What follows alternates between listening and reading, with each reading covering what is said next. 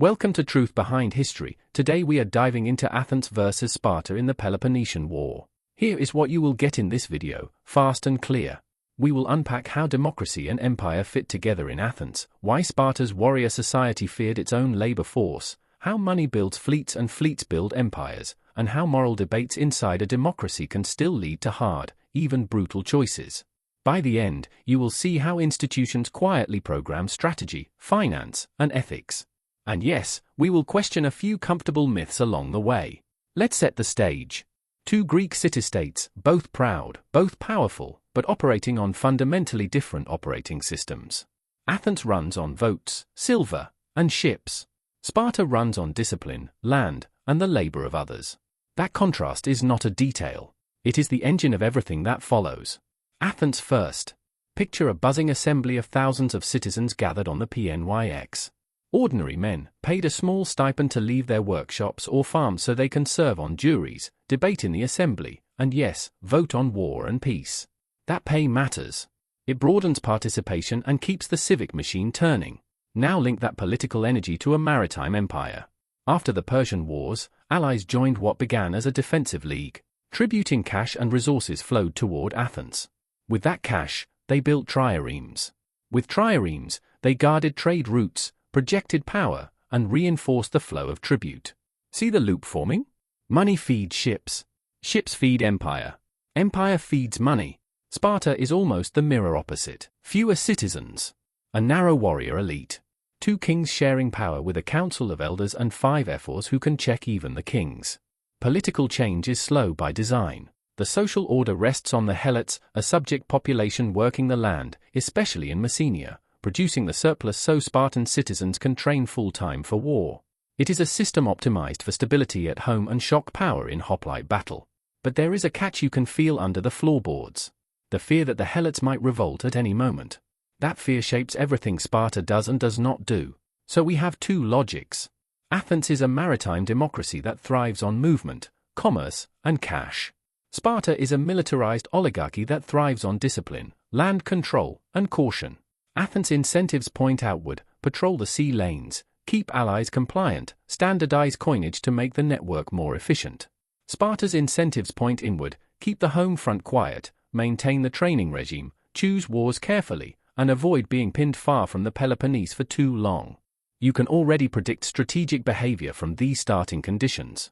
Athens, with a mobilized citizen body and ready cash, is tempted by distant expeditions and naval raids. Sparta, with a land army and a nervous eye on the helots, prefers decisive land campaigns close to home and steady pressure. This is not destiny, but it is a strong gravitational pull. There is also a moral texture embedded in each system. Athenian democracy amplifies deliberation, creativity, and accountability in public speech, but it also needs revenue to keep its large civic body engaged and its navy paid. Tribute can start as cooperation and slide into compulsion. Spartan discipline cultivates courage, endurance, and civic simplicity, but it depends on the unfreedom of others to function. A stable order for some, enforced silence for others. Ask yourself this. If you change who makes decisions and how they are funded, do you also change the kinds of wars a society thinks are possible or necessary? With Athens and Sparta, the answer is almost audible. You can hear it in the clatter of oars in the Piraeus and the steady crunch of hoplite sandals on dry Attic soil. Hold that image. Two city-states. Two incentive structures. Two very different roads into the same war. In the next slide, we will turn the lens closer on how institutions create the menu of choices each city can realistically make, and why those menus are not the same, even when the stakes are life and death. Think of a society's institutions as the rules of the game that decide what gets rewarded, who gets a voice, and how quickly a community can turn decisions into action. In Athens and Sparta, those rules are not just backdrop. They are the steering wheel. Start with Athens. Democracy here is not a slogan. It is a workable machine. Citizens gather, speak, persuade, and vote in the assembly. They serve on large juries. And crucially, many are paid small stipends to participate. That payment is not about luxury. It is about access. If a carpenter or a potter can afford to leave his bench to vote or sit on a jury, then public life does not belong only to the wealthy. More voices enter the room, and policy entrepreneurship becomes normal. You can show up with a proposal, argue for it in the sunlight, and if you convince enough citizens, the city changes course by this afternoon. There is also a safety valve with teeth: ostracism. If someone accumulates dangerous influence, the assembly can vote to send that person away for a decade without seizing their property. It is a blunt instrument, but it shows how a democracy polices its own power brokers. The message is clear. Lead, but do not try to become indispensable. Now watch how Athenian political energy plugs into finance. Athens can fund ordinary operations from allied tribute and domestic revenues, but war is different.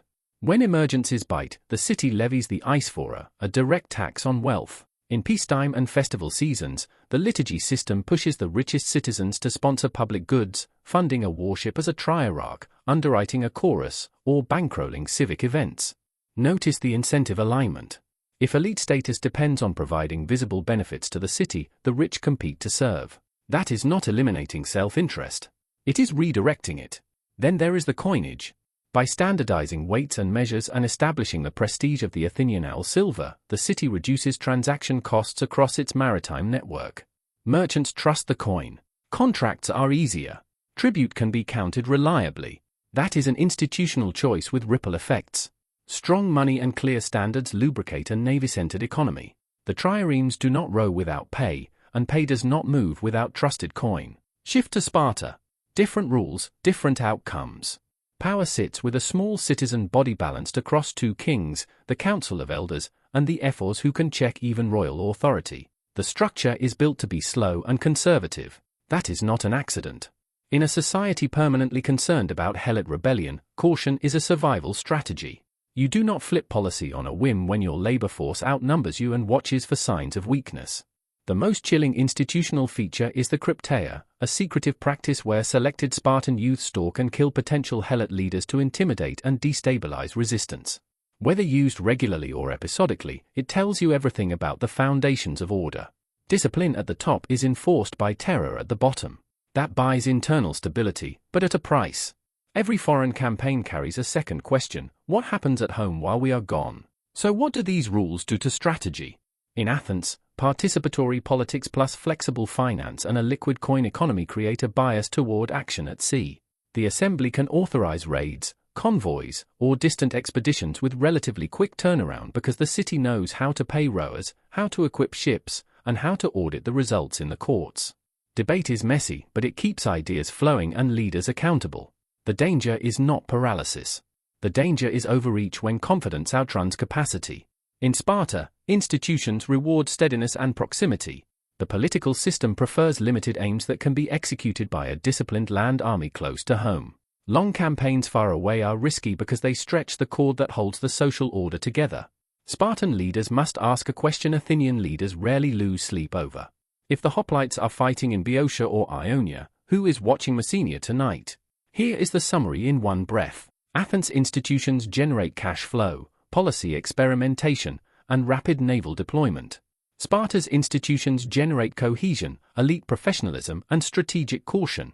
Neither set of rules guarantees wisdom, and neither immunizes a city against error. They do something subtler. They set the menu. They tilt the table. They make certain choices easy, others costly, and a few almost unthinkable. If you want to predict how a city will fight, follow its institutions. If you want to understand why clever leaders sometimes make foolish bets, look at the incentives those institutions create. And if you want to see how war can change a society, watch what happens when the rules are stressed by hunger, fear, or sudden opportunity. In the next slide, we will follow the money into the shipyards and out onto the sea, and see how a democratic empire pays for power one or stroke at a time. Picture a coastline alive with hammer blows. Bronze rivets, pine planks, a forest of masts. That sound is politics made physical. Because in Athens, power is not just argued in the assembly. It is built in the shipyards. Start with the league that became an empire. After the Persian threat receded, Athenian leadership of the Delian League looked like cooperative security. Cities contributed ships or paid tribute into a common treasury. Over time, that common treasury moved from the sacred island of Delos to Athens itself, and the contributions hardened from flexible help to regular payments recorded, inspected, and enforced. If a member city wanted to stop paying, it learned the difference between a league and a hegemony. Revolts like those of Naxos or Thasos were not theoretical debates. They were reminders that the system ran on cash flows protected by triremes. Follow a single coin through the system. A silver owl leaves a taxpayer's hand in an allied city, enters a tribute chest, and eventually pays a rower sitting on a bench 3 from the stern. The owl's journey links distant decisions to the rhythm of oars. Why silver owls? Because Athens made its coin good, famous, and uniform. By standardizing weights and measures and leaning on allies to adopt Athenian standards, the city lowered transaction costs across the Aegean. Merchants knew what they were holding. Courts could settle disputes with consistent metrics. A known coin plus a known scale equals fewer arguments and faster trade. And faster trade feeds a navy that must pay thousands of men on time. Now, the trireme itself. Think of it as a floating payroll. A single warship requires hundreds of trained rowers, officers, marines, and craftsmen behind the scenes. Wages have to be reliable or the workforce evaporates to farms and workshops. Timber must be seasoned, sails woven, oars replaced, hulls repaired. None of that happens by inspiration. It happens because the fiscal pipeline stays pressurized. How does Athens keep the pipe full without strangling its own politics? 2 tools. First, tribute from the allied cities. Those stone inscription lists are not just numbers. They are the arteries of empire. Second, the liturgy system at home. Wealthy Athenians compete to fund public goods. One year, a man may sponsor a chorus for a festival. Another year, he serves as triarch, effectively project managing a warship. His status rises when the ship performs well and falls if he shorts the crew or cuts corners. Instead of pretending elites have no self-interest, Athens ties their reputation to visible service. It is a shrewd way to turn pride into capacity. There is also a civic feedback loop. Courts and auditors review how money is spent. Decrees can be challenged. In theory, allies can petition and be heard. In practice, as tribute turns compulsory, Athens' oversight moderates the worst abuses but cannot erase the basic power imbalance. Why? Because the navy that ensures order depends on the very payments whose fairness is being judged. When your judges arrive in a convoy, justice and force sit in the same boat. This is the quiet genius and the quiet danger of the Athenian model. Standardized money multiplies trust. Trust multiplies trade. Trade multiplies revenue. Revenue multiplies ships. Ships multiply control. Control sustains the revenue that started the loop. When everything works, you get resilient logistics and a deterrent navy. When the loop strains, the temptation grows to squeeze an ally a little harder, to extend a commander's remit a little longer, to treat a late payment not as a budget issue but as disloyalty. So if you want to understand Athens at war, do not only read speeches. Walk the docks in your mind. Count paid chests.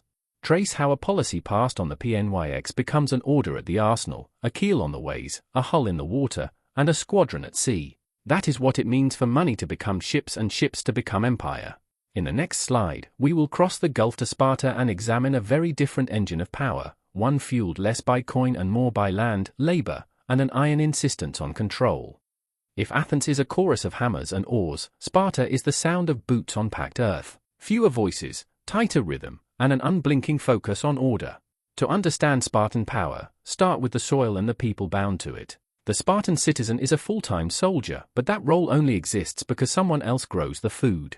That someone is the helot, a subject population compelled to farm and deliver quotas of grain, oil, and wine. Most famously in Messenia, helot labor produces the surplus that frees Spartan men to train together from youth to old age. The result is a warrior elite schooled in endurance, obedience, and cohesion. Admirable in its discipline, yes. But ask the next question. What is the hidden cost of a system that depends on keeping a majority in fear? That cost shows up as a constant background risk. The helots outnumber the Spartan citizens by a wide margin. Revolt is not a possibility. It is a probability waiting for the right conditions. The great earthquake in the 5th century before the Common Era did more than crack buildings. It shook the foundations of the social order and forced Sparta to stare down simultaneous natural disaster and internal rebellion. That memory lingers, and it informs every decision about how far from home a Spartan army can safely march. Now look at the political superstructure built to manage this reality. 2 kings, from 2 royal houses, sharing authority. A council of elders, the Gerousia, weighing in on major policy and acting as a conservative brake. And 5 ephors elected yearly with the power to check even the kings. You can think of this as a machine tuned to avoid sudden swings. In a world where social stability is fragile, the state values continuity more than velocity. There is also a darker instrument in the toolkit. The krypteia, a practice in which selected Spartan youth stalk helots, targeting potential leaders to terrorize the population into submission. Scholars debate how regularly it was used and for what purposes, but the underlying message is unmistakable. Order is enforced as much by fear as by law. That provides a kind of grim efficiency. It also means that any extended absence of the citizen army risks loosening that grip. How does this social and political geometry shape strategy? Sparta is strongest when it fights close to home, on terrain suited to hoplites moving in disciplined phalanx. It seeks decisive land battles that test courage and cohesion rather than long campaigns that bleed resources and attention. The alliance structure reflects the same logic. The Peloponnesian League is a network of obligations anchored in land power and mutual defense, with contributions often measured in men and provisions rather than pooled cash. It is cooperative, but not centralized in the fiscal sense. That keeps Sparta from building a navy with ease, but it also keeps the state from becoming dependent on flows of coin it does not control. There is a trade-off. A cash-poor system with a tight domestic focus can be hard to topple on its own turf. It can also struggle to project power across the sea, where victory depends on paying rowers reliably and repairing ships rapidly. When Sparta eventually turns to naval warfare, it must import liquidity and expertise from outside partners. Until then, the Spartan path is to grind the enemy's countryside, force the opponent to come to land battle, and wait for internal pressures to do what spears alone cannot. Notice, too, the moral contour of this model. Spartan society elevates courage, moderation, and civic duty among its citizens. It also normalizes the permanent subjugation of others to sustain that virtue. When you praise the steel of Spartan discipline, you cannot ignore the anvil beneath it. That tension explains both the state's impressive resilience and its chronic caution. Daring raids far from home are less attractive when your economy is a pressure cooker that you must watch constantly. So when you picture Sparta choosing its moves, imagine leaders putting two maps on the table. One is a military map of Greece. The other is a mental map of helot sentiment back home. Every campaign line drawn on the first is traced against the second. How long can we be away? How many men can we risk? What signal does this send to those who watch us from the fields? Hold that frame as we step back into the war's early years. In the next slide, we will see how these two systems collide in opening strategies, unexpected shocks, and decisions that reveal exactly what each city can and cannot afford to risk. Picture Athens drawing a circle around itself with stone. That is the logic of the long walls, running like arteries from the city to its port at Piraeus. Pericles' plan is deceptively simple. Refuse the kind of land battle Sparta wants. Pull the population inside the walls. Let the navy be the city's roaming arm. Keep the grain coming in by sea, keep the ships paid, and make the enemy swing at air. Why does this make sense? Because Athens' strength lives on the water. Triremes can raid Spartan allies, interrupt coastal trade, and remind everyone that tribute buys protection. Meanwhile, the countryside of Attica becomes a buffer the city is willing to sacrifice. Spartan hoplites can burn olive groves and trample fields, but if the Athenian fleet is intact and the grain ships still arrive, the strategic balance remains in Athenian hands. It is a cold calculation. Land for time, time for money, money for ships, ships for survival. Now shift the camera to Sparta. The opening gambit is annual and brutal. March into Attica with a heavy infantry force. Burn, cut, and threaten until the Athenians are either forced into open battle or forced into political crisis.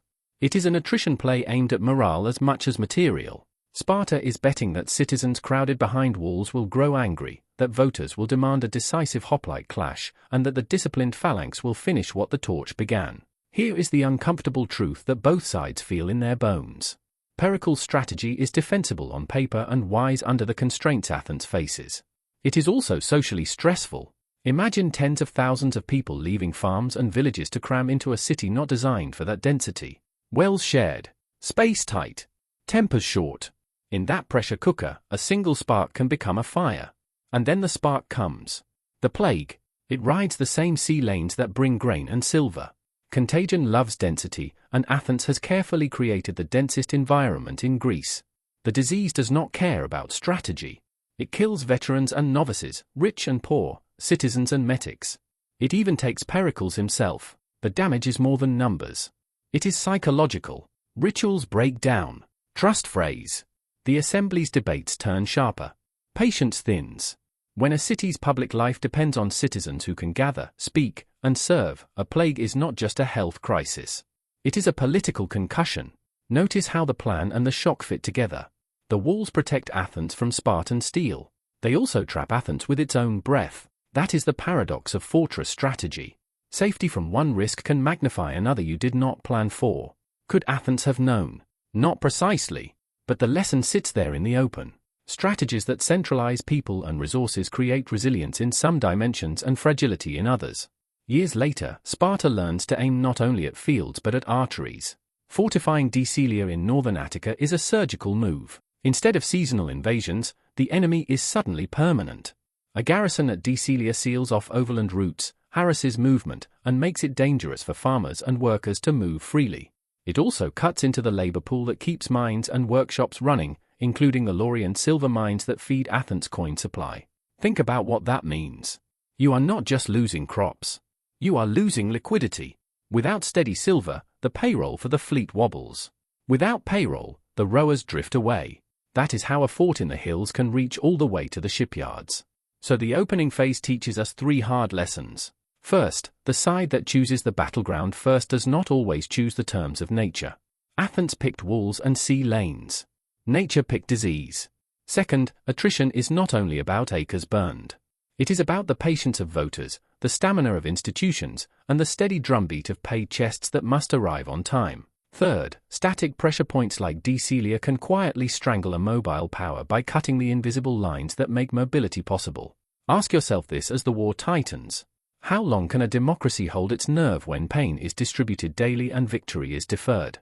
How long can a land power resist the temptation to overextend when each season of raids fails to force the decisive battle it wants?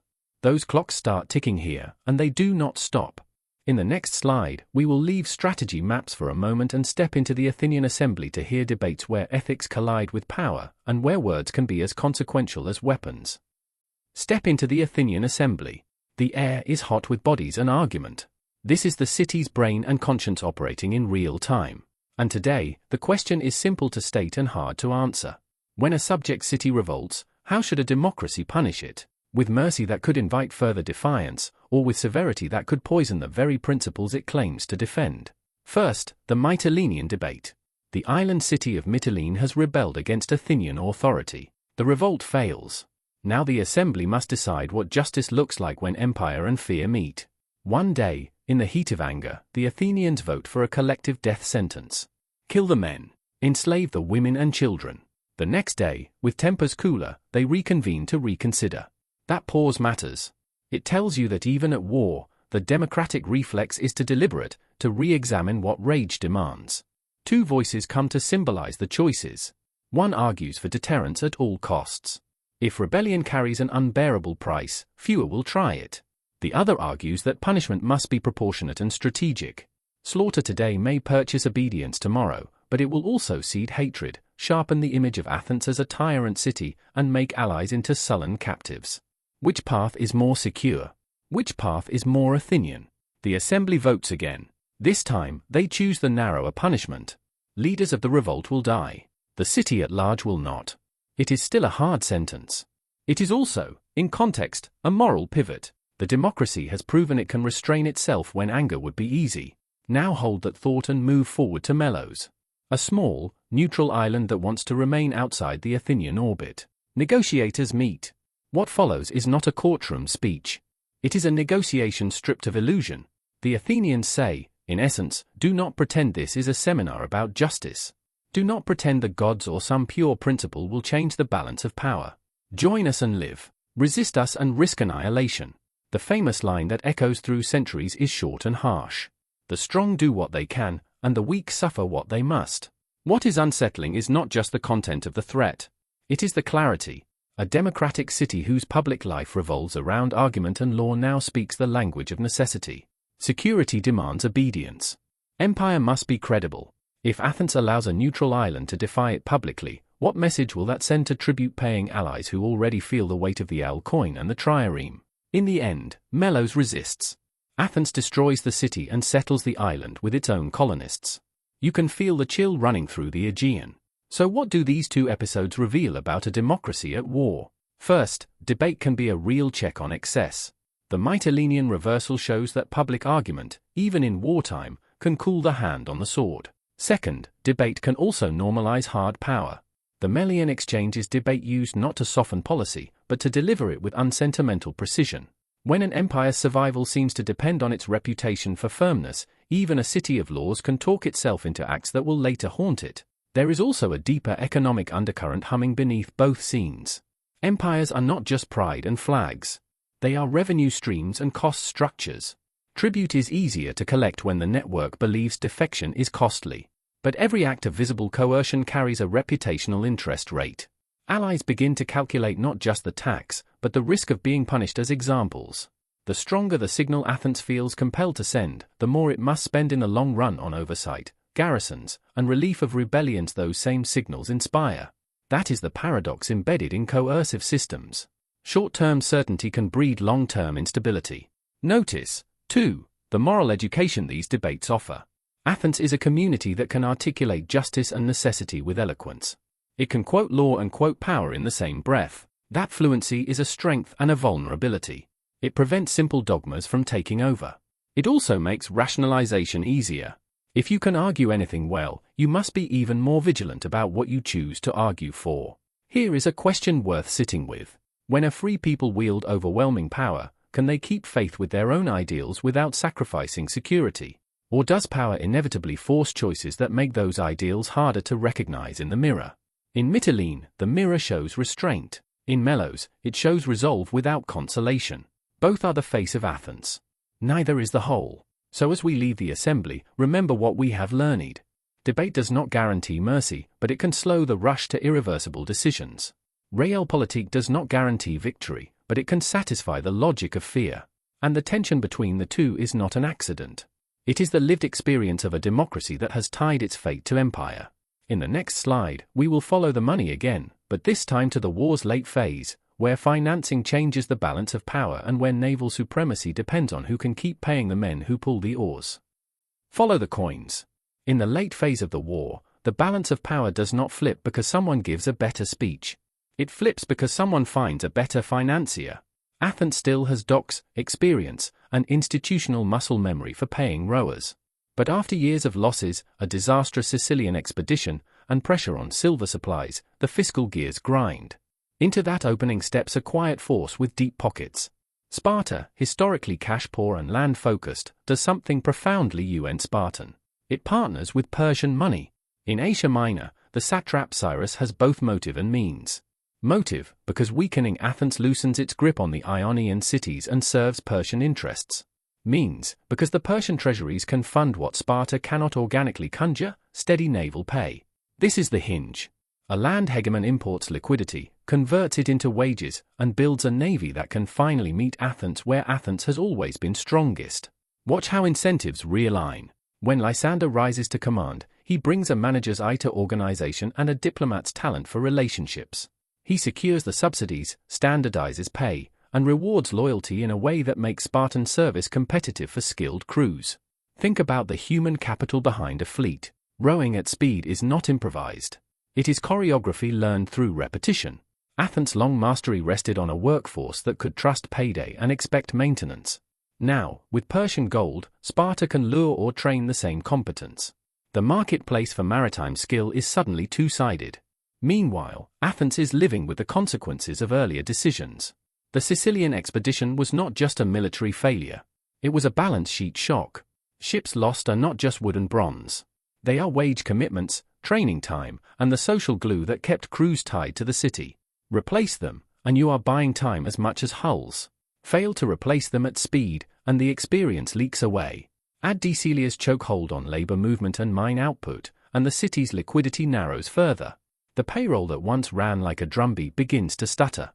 Here is the brutal arithmetic of late-war finance. To hold naval supremacy, you must pay on time, repair without delay, and concentrate force at decisive moments.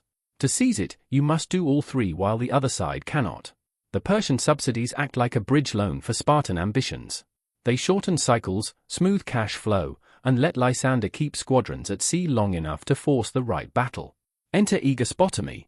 On paper, it is another clash of fleets on a familiar coastline. In practice, it is the culmination of months of organization, reconnaissance, and discipline. The Athenian fleet, stretched thin and perhaps too confident in routine, anchors in a vulnerable spot. Lysander waits for the pattern to settle, attacks when crews are dispersed, and annihilates the ships that Athens cannot replace. One battle does not usually decide a long war. This one does, because it is not just a tactical victory. It is the final severing of the payroll line that keeps a maritime empire alive. Blockade follows. Without a fleet to protect the grain routes, Athens is not a city with walls. It is a city in a bowl. Food titans. Allies, long kept in the orbit by triremes and the reputation for inevitability, recalculate. The math of survival becomes cruelly simple. A democracy with no ships is a democracy without leverage. The end is a negotiation in the shadow of hunger. Step back and look at what just happened in systems terms. Sparta did not become Athens. It learned to rent a crucial capability and buy time to wield it. Persia did not fight the war for Sparta. It supplied the oxygen for a strategy shift at the precise moment when Athenian cash flows faltered. Finance is not a sideshow to strategy. It is the bloodstream. Whoever can keep the blood moving sets the rhythm of the fight. There is a quieter lesson humming underneath. External funding alters accountability. When a city pays its own fleet from its own revenues, citizens feel the cost and argue over priorities. When subsidies arrive from a foreign patron, the political pressure at home is lighter, but the strategic leash can become invisible and short. The new navy rose to the beat of a distant treasury. That alignment holds as long as interests coincide. When they do not, bills become bargaining chips. So the late war teaches this. Strength can be purchased, but not for free. Subsidies solve immediate problems and import new dependencies. Organizational talent can convert money into power quickly, but only if a system is willing to bend its own habits. And once naval supremacy flips, legitimacy follows. People tend to believe that whoever controls the sea today will control the terms tomorrow. In the next slide, we will step into the aftermath and ask what victory actually bought. Did replacing one hegemon with another change the logic of empire, or did it simply change the uniforms of those who collect the costs? The walls come down, the grain ships dock under new terms, and the flags change. But here is the first uncomfortable observation about victory. Swapping rulers is not the same as changing the rules. After surrender, a Spartan-backed regime known as the 30 Tyrants takes power in Athens. For a brief but searing period, oligarchs purge opponents, confiscate property, and rule through fear. This is not the Spartan citizen army marching through the streets. It is a local elite using Spartan protection to settle accounts and refit the city's institutions to their advantage. The irony bites. The city that once debated justice in public now learns what governance looks like when debate is a liability. Courts become instruments. Exile becomes policy. The lesson is immediate and personal. Institutions that can be repurposed by force will be repurposed by force. The regime does not last. Athenian resistance, aided by divisions among the 30, pushes back. Democracy is restored, and an amnesty helps the city knit itself together again. But even in recovery, the deeper pattern is visible. The forms of rule can be reversed quickly when people will it. The structures that made imperial behavior tempting do not vanish overnight. A fleet can be rebuilt or lost. A habit of extracting obedience from weaker neighbors is harder to unlearn. Now look at Sparta, the new hegemon by default. A land power that excelled at close control back home finds itself stretched across a world that runs on coin and contracts. Governing an empire of cities with their own treasuries and maritime habits is not like supervising helot villages under a watchful eye. Sparta tries to impose order, backs friendly oligarchies, and stations harmosts, military governors, in strategic locations. It begins to resemble the very power it opposed, not because it converted to Athenian ideals, but because the job description of hegemony nudges all incumbents toward similar tools. Garrison here. Install a regime there. Demand contributions. Enforce decisions. Those choices carry consequences.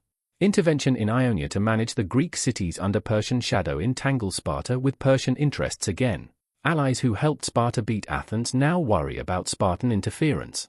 The coalition that ended one empire becomes the seedbed of the next war, the Corinthian War, as former partners choose new alignments to check the overreach of the victor. If you have ever wondered why coalitions that win great wars so often fracture, here is a clean answer. Once the common enemy is gone, the incentive to tolerate a heavy-handed partner evaporates. There is a fiscal undertow, too. Sparta did not build a centralized revenue apparatus during the war. It rented one. Holding a maritime sphere requires cash on a timetable, not honor on a timetable. Paying garrisons, maintaining fleets, subsidizing friendly regimes, and replacing equipment all demand steady streams that Spartan institutions are not designed to produce. You can feel the strain. Without a robust money pipeline, enforcement becomes piecemeal and legitimacy erodes. Cities resent the presence and doubt the capacity. Those doubts invite tests. Tests require responses. Responses cost what you do not have enough of. Compare a simple before and after. Before, Athenian control meant tribute lists, coin standardization, courts, and triremes on call.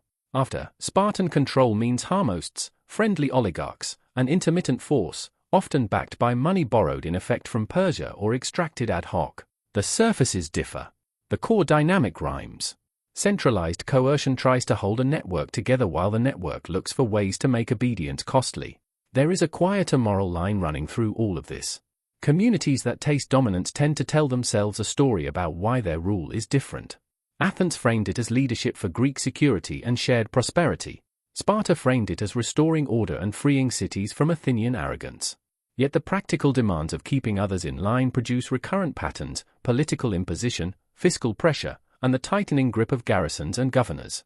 Each step can be justified in isolation. Together, they draw a familiar silhouette. So what did victory buy? For Sparta, time at the top coupled with the bill for maintaining a position it had not evolved to finance. For Athens, a painful lesson in how quickly a city of laws can be bent by fear and then rescued by the courage of ordinary people who choose to rebuild civic life. For the rest of Greece, a reminder that the costs of hegemony rarely stay confined to the ledgers of the hegemon.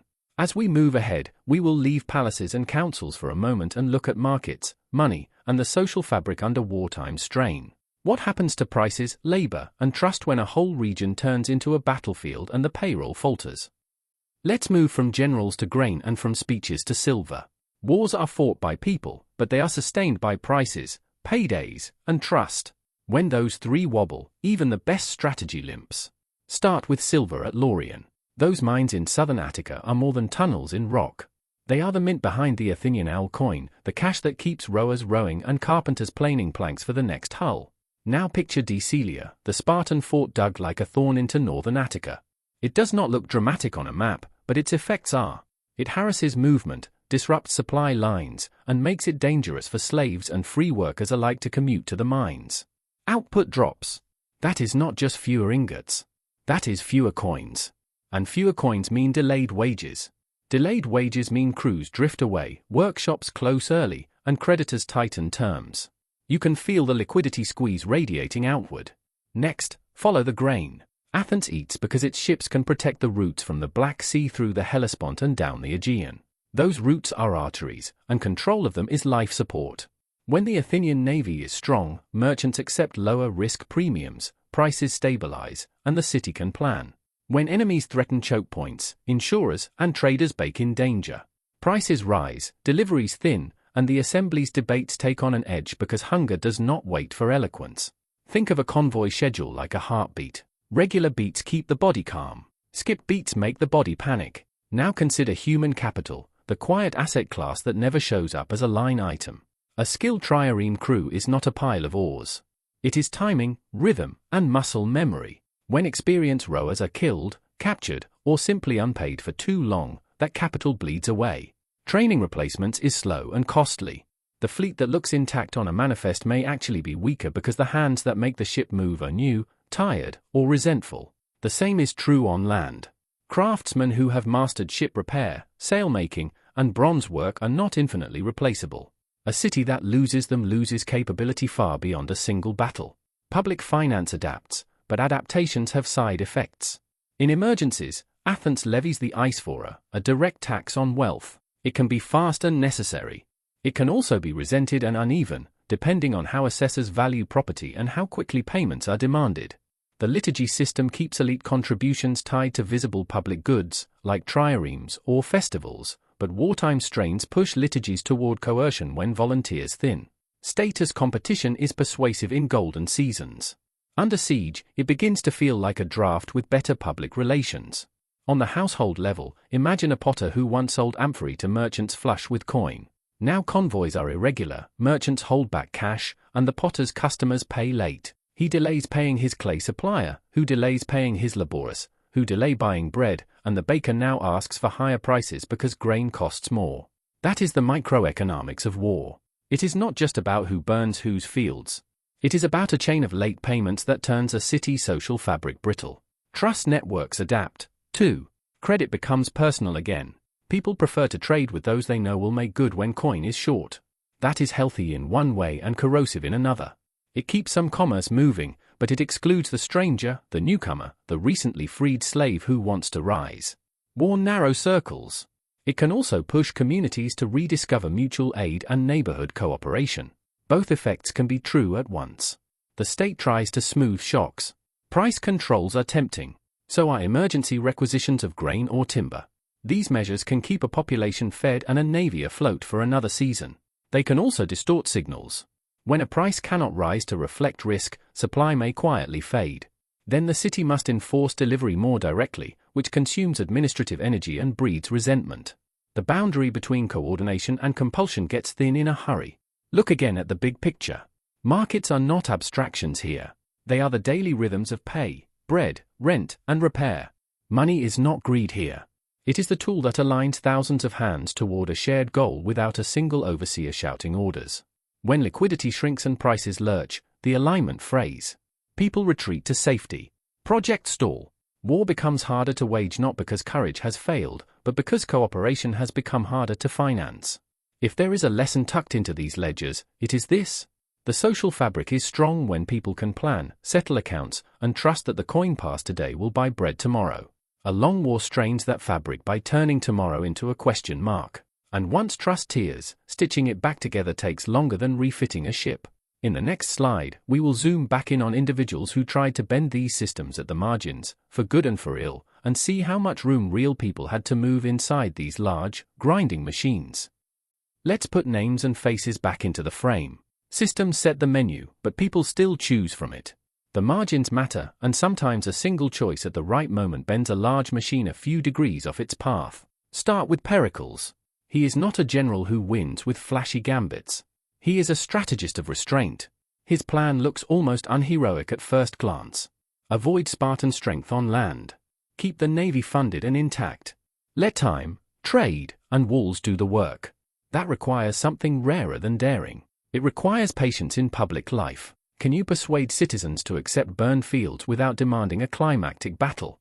Can you redirect ambition from immediate glory to long-run survival? Pericles uses credibility and careful rhetoric to sell a policy that feels like doing less in order to achieve more. It works while he can stand in front of the people and carry the argument. It works until nature intervenes and the plague scrambles every incentive. That is the boundary of agency. You can choose wisely inside the rules and still watch contingency tear the plan. Now, Alcibiades. If Pericles is the patient hand, Alcibiades is the lightning strike. Brilliant, restless, and persuasive, he is the personification of Athenian energy and its risk of overreach. He sells big visions, the kind that expand maps and quicken pulses. A man like this thrives in a democracy that rewards persuasive speech and entrepreneurial policy. But the same traits that propel him toward bold projects also make him a magnet for suspicion, faction, and opportunism. When trust cracks, he moves, taking his talents where they will be valued, shifting alliances and leaving behind a wake of what ifs. That is not a moral tale so much as an institutional one. Highly mobile talent will seek venues that maximize its return. When systems punish and reward it unpredictably, it will arbitrage the difference. Then there is Lysander. He does not have the mythic aura of a Spartan king, but he has what late wars demand. Administrative discipline, a talent for cultivating patrons, and the ability to turn money into performance quickly. He is the rare leader who can sit at a diplomat's table on one day and count or benches the next. With Persian subsidies in hand, he does the unglamorous work of standardizing pay, aligning incentives, and positioning squadrons with patience. His victories are not accidents. They are the visible edge of months of invisible organization. If you want to see how agency matters inside constraints, watch a manager like this operate. He does not change Sparta into a maritime power by decree. He nudges a land-first system just far enough to exploit a moment that would otherwise pass. But most of history is not made by headline names. It is made by aggregates of small choices. A citizen decides to accept a jury stipend and spend a day in court, making the legal system real. A wealthy Athenian accepts a liturgy, funds a warship, and runs it well because reputation is on the line. An allied city weighs tribute against rebellion and chooses one more year of uneasy compliance, postponing a crisis by a season. A helot leader decides whether to risk an uprising after a disaster or to wait, calculating the odds with precision because the cost of error is total. Each decision is a grain of sand. Together, they become a shoreline. Notice how incentives quietly guide these choices. When pay is on time, a skilled rower stays rather than drifts to a farm that promises a steadier winter. When auditors actually audit, a trierarch spends on repairs because cutting corners risks public humiliation and legal trouble. When envoys bring credible offers with clear terms, an ally stays in the network. When terms become murky or punitive, that same ally begins to look for exits. No one person controls these levers alone. Leaders can amplify or muffle them, but the tone is set by the system's underlying signals. There is also a moral contour to agency that is easy to miss. In a world of empire and subjugation, courage is not only on the battlefield. It is in the quiet refusal to normalize cruelty when routine demands it. A juror who votes against an unjust decree. A commander who enforces discipline fairly when it would be easy to look away. A citizen who argues for clemency in a hot assembly because the city he loves is defined as much by restraint as by strength. These acts do not always change outcomes. They change the texture of a community's memory about itself. So what should we take from these portraits?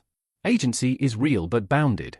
Great leaders can stretch the fabric without tearing it, or tear it without meaning to. Ordinary people can thicken the fabric stitch by stitch, or thin it through 1,000 small evasions. If you want to understand why events take the shape they do, look for the places where structure is firm and the places where human hands can still press. In the next slide, we will explore counterfactuals and alternatives. Not to indulge fantasy, but to test how different institutional choices might have redirected incentives away from coercion and toward cooperation, and what it would have taken to make those choices credible. Let's run disciplined what-ifs. Not fantasies, but stress tests. If the same geography and the same rivalries existed, could different institutions have steered the Greek world toward cooperation without sliding into tribute and garrisons? Start with the Delian League. Imagine it stays a voluntary defense pact with an explicit exit clause and public audits. Each member city signs a term-limited contract for shared defense against Persia. Contributions are posted annually on stone, but with a twist. Cities can switch from cash to in-kind ships on a fixed conversion schedule, and there is an independent arbitration board drawn from neutral polis to hear disputes. If a member falls behind, penalties are financial, not military, and the board can restructure obligations after shocks like earthquakes or failed harvests. Would this have eliminated coercion? Probably not. But it would have raised the cost of turning late payments into revolts and lowered the temptation to use force as the first tool. Now think about coinage. Athens did well by standardizing, but standardization does not have to equal domination. An alternative path is a common Aegean standard administered by a rotating league mint committee. Cities agree to shared assays, shared die standards, and a dispute process for bad batches. The benefit is network effects with less political friction. Merchants still get reliable coin. No single city can weaponize the standard without losing face in front of peers. Reputation, not force, becomes the main enforcement mechanism. Is reputation enough? Not always. But it changes the conversation from who commands to who complies with jointly announced rules. Consider naval manpower. Instead of each city hoarding crews, the League could have created a joint training academy and a labor market with posted wages. Crews hire out to squadrons under standardized contracts with insurance against injury and death paid from a pooled fund. When terms are public, poaching becomes visible and expensive. When insurance is portable, a rower's loyalty is to the system that keeps promises, not to whoever holds the strongest whip hand this season. That kind of transparency reduces the need to garrison allies just to guarantee payroll. What about Sparta's world? The Peloponnesian League traditionally measured contributions in men and provisions. Suppose Sparta, wary of cash systems, still adopted a limited fiscal federation for specific, narrow purposes. Members would pay small, regular cash contributions into a transparent pot earmarked only for emergency logistics and short naval campaigns, audited by mixed boards including non-Spartans. The rules would forbid permanent garrisons in member cities without a supermajority vote. That structure would have let Sparta respond faster at the edges without building the kind of empire its institutions were not designed to finance. Would Spartan leaders have trusted such a fund? Only if the safeguards were clear enough to calm their fear of mission creep at home. Then there is arbitration. Greek states already used third-party arbitration in some disputes. Scale that up. Build a habit where interpolis quarrels go first to a panel before anyone musters hoplites. Not toothless moralizing, but binding rulings backed by economic penalties. If a city rejects a ruling, it loses access to shared coinage standards or convoy protection for a fixed term. That kind of club good makes compliance cheaper than defection without requiring a tribute system that feels like occupation. Finally, design credible exit and reentry. Alliances that are easy to join but impossible to leave create fear and grandstanding. Flip the logic. Joining requires a waiting period and a posted contribution schedule. Leaving requires settling accounts and a cooling-off period before reentry. No punitive raids, just the loss of shared services during the cooling period. That predictability cools panic on both sides. Cities are less likely to bolt at the first grievance if leaving is costly but not suicidal. Leaders are less likely to overreact if exit does not threaten the entire order. Would these alternatives have prevented war? Not necessarily, but they would have altered incentives at key decision points. When accounts are public, penalties are financial, standards are shared, and exit is structured, the path of least resistance runs through negotiation and adjustment, not through fleets and sieges. The moral upside is real, too. Systems that rely more on reputation and contract and less on compulsion make it easier for ordinary people to plan a life, to trust that today's promise will hold tomorrow, and to believe that power serves rules rather than the other way around. Here is the hard part. These designs only work if enough actors value the long run over the short. If a city believes a bold strike today secures permanent advantage, it will still reach for the sword. But most advantages decay. Skills, ships, and treasuries wear down. In that world, institutions that keep cooperation cheaper than coercion are not idealistic decorations. They are the practical technology of survival. In the next slide, we will draw the threads together. What do Athens and Sparta teach us about how systems bend behavior, how money quietly decides strategy, and how communities can defend themselves without losing themselves in the process? Here is the simple truth that the last hour has been whispering. Institutions write the first draft of strategy, money writes the margins, and human beings write the footnotes that change everything. Start with the structure. Athens and Sparta show how rules select behaviors long before anyone draws a battle plan. A city that pays citizens to participate will think in terms of fleets, audits, and open argument. A city that disciplines a narrow elite while holding a majority in subjugation will think in terms of land power, caution, and constant risk management at home. Neither identity guarantees wisdom, but each tilts the table. When you watch policy unfold, you are watching incentives made visible. Now follow the cash. Ships move when wages are paid on time. Garrisons hold when logistics are predictable. Mines close when routes are choked. Alliances firm up when coin is trusted and standards are clear. At the end of the war, it was not better rhetoric that flipped the seas. It was a different bloodstream. The rower's hand reaches for a coin. If it is there, the state has options. If it is not, the state has speeches. Consider unintended consequences. Centralizing resources behind walls saved Athens from Spartan steel and multiplied vulnerability to disease. Turning a voluntary league into a tribute machine bought reliable revenue and purchased rebellions, moral compromises, and a reputation that required ever more force to maintain. Renting a navy with foreign subsidies gave Sparta decisive reach and invited dependencies that later complicated every decision in Ionia and beyond. None of those outcomes require ideology to interpret. They are familiar patterns that appear whenever power concentrates, costs are obscured, and short-term certainty is bought at long-term price.